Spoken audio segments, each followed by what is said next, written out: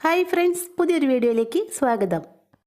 Daily ലൈഫിൽ നമുക്ക് എല്ലാവർക്കും തന്നെ ഒത്തിരി യൂസ്ഫുൾ ആകുന്ന കുറച്ച് നല്ല നല്ല ടിപ്സുകളൊക്കെ കളക്ട് ചെയ്തിട്ടാണ് ഇന്ന് ഞാൻ വന്നിട്ടുള്ളത്. അതുമാത്രമല്ല, നമ്മുടെ വീടിനകത്തും പരിസരങ്ങളിലും നമ്മുടെ കൃഷിയിടങ്ങളിലൊക്കെ ശല്യക്കാരായ എലി, പെരിച്ചാഴി, പാമ്പ്, പല്ലി, പാറ്റ എന്നിവയൊക്കെ അനായാസമായി ഒഴിവാക്കാനുള്ള നല്ല കിടിലൻ ടിപ്സും കൂടി ഞാൻ ഈ വീഡിയോയിൽ ഉൾപ്പെടുത്തിയിട്ടുണ്ട്.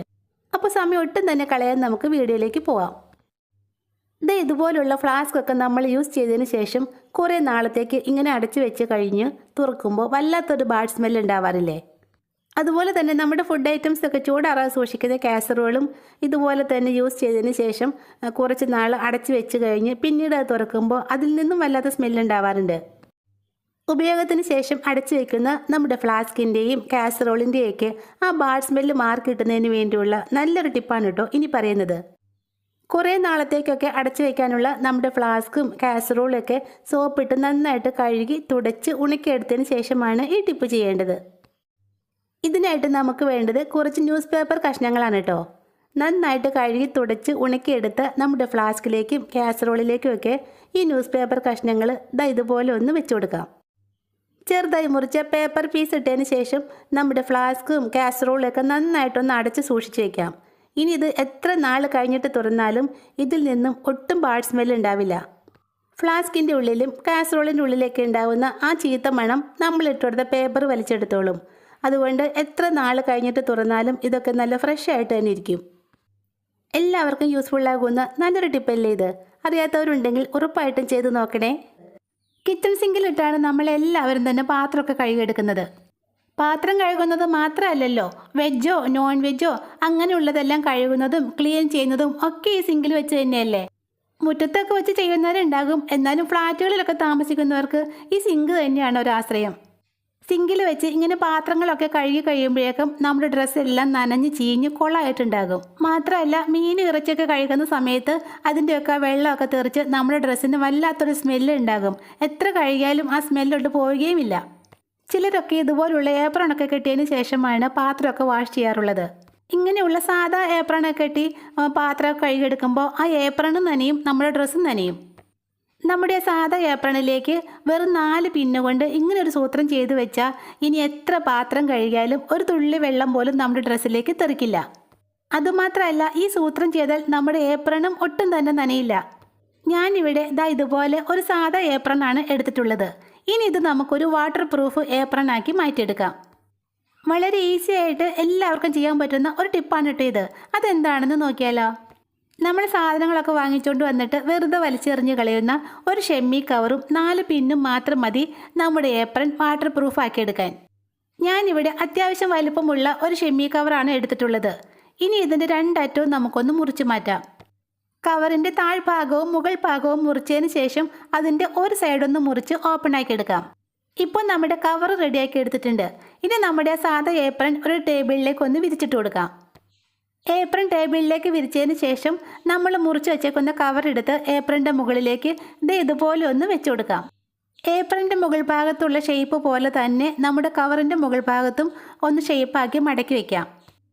ഏപ്രൻ്റെ ഷേപ്പിന് കവർ മടക്കിയതിന് ശേഷം 2 സേഫ്റ്റി പിൻ എടുത്ത് 2 എൻഡിലുമായിട്ട് ഇതുപോലെ ഒന്ന് കുത്തി കൊടുക്കാം. ടോപ്പിൽ പിൻ ചെയ്തതിന് ശേഷം നമ്മുടെ സൈഡ് ബാൻഡ് ഉണ്ടല്ലോ, വള്ളി കെട്ടുന്നിടം, അവിടെയും ആ കവർ ഇതുപോലെ ഒന്ന് മടക്കി വെച്ചതിന് ശേഷം 2 അറ്റത്തും ഓരോ പിൻ കുത്തി കൊടുക്കാം. ഞാനെടുത്ത കവറിന് വീതി കുറവായിരുന്നു കേട്ടോ, അതാണ് ഇത് അങ്ങ് എത്താത്തത്. നിങ്ങൾ കുറച്ച് വലിയ കവർ എടുത്താൽ മതി. മുകളിലും സൈഡ് ബാൻഡിലും കവറും ഏപ്രനും ചേർത്ത് നന്നായിട്ട് പിൻ ചെയ്ത് കൊടുക്കണം. അടുത്തതായിട്ട് നമുക്ക് ഈ കവറിന് എത്ര ഇറക്കം വേണമെന്ന് വെച്ചാൽ അതെടുത്തിട്ട് ബാക്കി അങ്ങോട്ട് മുറിച്ച് കളയാം. 10 പൈസ പോലും ചിലവില്ലാതെ വളരെ ഈസി ആയിട്ട് നമ്മളൊരു അടിപൊളി വാട്ടർ പ്രൂഫ് ഏപ്രൺ ഉണ്ടാക്കിയെടുത്തത് കണ്ടോ? ഇതിട്ട് ഞാൻ പാത്രം കഴുകി കാണിച്ചു തരാം കേട്ടോ.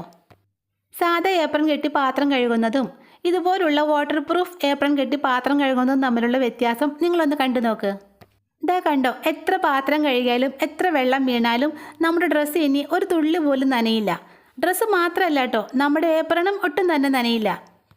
ഇങ്ങനെ ഒരു കവർ പിൻ ചെയ്ത് വെക്കുകയാണെങ്കിൽ നമ്മുടെ ഏപ്രൺ എന്നും കഴുകേണ്ട ആവശ്യമൊന്നുമില്ല കേട്ടോ.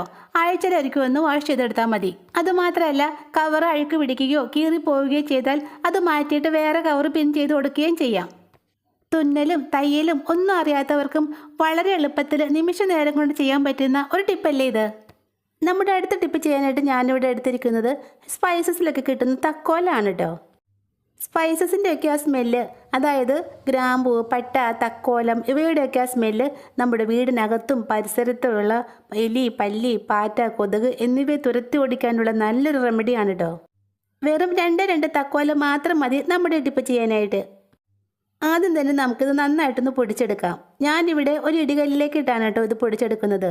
കൂടിയ അളവിലാണ് നിങ്ങൾ എടുക്കുന്നതെങ്കിൽ മിക്സി ജാറിലിട്ടും പൊടിച്ചെടുക്കാവുന്നതാണ്. പിന്നെ ഇടികല്ലിലേക്ക് ഇട്ട് പൊടിക്കുമ്പോൾ അത്ര നൈസ് പൊടിയായിട്ടൊന്നും കിട്ടില്ല കേട്ടോ. ഇതുപോലെയാണ് നമുക്ക് ഇത് പൊടിഞ്ഞ് കിട്ടിയിട്ടുള്ളത്. പൊടിച്ചെടുത്ത തക്കോലം നമുക്കൊരു മൺചിരാതിലേക്ക് ഇട്ട് കൊടുക്കാം. ഒരല്ലി വെളുത്തുള്ളി തോലോടുകൂടി ചതച്ചെടുത്തിട്ടുണ്ട്, അതുകൂടി നമുക്ക് മൺചിരാതിലേക്ക് ഇടാം. തോലോടുകൂടി ചതയ്ക്കുമ്പോഴാണ് വെളുത്തുള്ളിയുടെ ആ ഫ്ലേവർ നന്നായിട്ട് കിട്ടുന്നത്.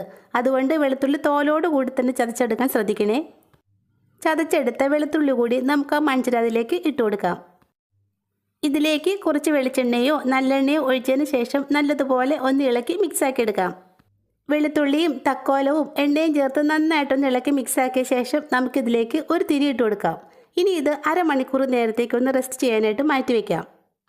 ഇങ്ങനെ കുറച്ച് നേരം റെസ്റ്റ് ചെയ്യാനായിട്ട് വെക്കുമ്പോഴാണ് തക്കോലത്തിൻ്റെയും വെളുത്തുള്ളിയുടെയൊക്കെ ആ ഫ്ലേവർ നമ്മുടെ ആ തിരിയിലേക്ക് നന്നായിട്ട് പിടിച്ച് കിട്ടുകയുള്ളൂ. അരമണിക്കൂറോളം വെച്ചതിന് ശേഷം നമുക്ക് ആ തിരി ഒന്ന് കത്തിക്കാം. ഈ തിരി ഇങ്ങനെ കത്തുമ്പോൾ നല്ലൊരു സ്മെല്ലാണ് കേട്ടോ ഇവിടെ നിറയെ. പല്ലിക്കും പാറ്റയ്ക്കും കൊതുകിനും ഈച്ചയ്ക്കും പൊടിയീച്ചയ്ക്കും ഒന്നും ഒട്ടും ഇഷ്ടമില്ലാത്തൊരു സ്മെല്ലാണിത്. ഇങ്ങനെ കത്തിച്ച് വെച്ചിട്ടുണ്ടെങ്കിൽ നമ്മുടെ അടുക്കളയിൽ നിന്നും ഇവയെല്ലാം പുറത്തു പൊക്കോളും. സന്ധ്യാസമയത്ത് ഇങ്ങനെയൊക്കെ ഉണ്ടാക്കി നമ്മുടെ സിറ്റ് ഔട്ടിലോ റൂമിനകത്തോ ഒക്കെ വെച്ചാൽ പുറത്തു നിന്നും ഒരൊറ്റ കൊതുക് പോലും നമ്മുടെ വീടിനകത്തേക്ക് പ്രവേശിക്കില്ല. അത്രയ്ക്കൊരു സ്മെല്ലാണ് കേട്ടോ നമ്മളിത് കത്തിച്ച് വയ്ക്കുമ്പോൾ ഉണ്ടാകുന്നത്. പിന്നെ ഇതുണ്ടാക്കാൻ നല്ല എളുപ്പമല്ലേ. കുറച്ച് കൂടുതൽ തക്കോല എടുത്ത് മിക്സിയിലൊന്ന് പൊടിച്ച് വെച്ചാൽ 1-2 വെളുത്തുള്ളി അല്ലി കൂടി ചതച്ച് ഒരല്പം വെളിച്ചെണ്ണ ഒഴിച്ച് കത്തിച്ചാൽ മാത്രം മതിയല്ലോ.